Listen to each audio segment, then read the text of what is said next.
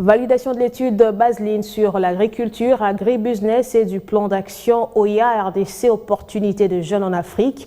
Un document qui permettra de faire du secteur agricole pratiqué souvent de façon artisanale en Afrique un secteur de vie avec un autre regard de l'agriculture-industrie.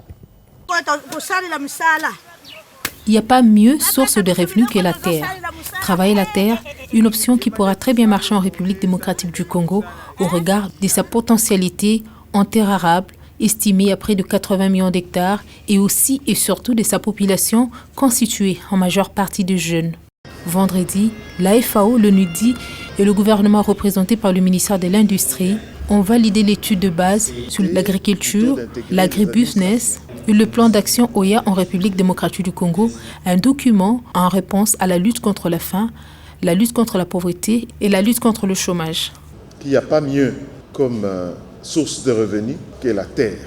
Et notre pays étant essentiellement un pays où la moyenne d'âge tend plutôt vers la jeunesse, si nous pouvons employer ces jeunes dans le domaine de l'agriculture, à cause du fait que nous avons du potentiel en termes de terre, je pense qu'on aura résolu à la fois deux problèmes.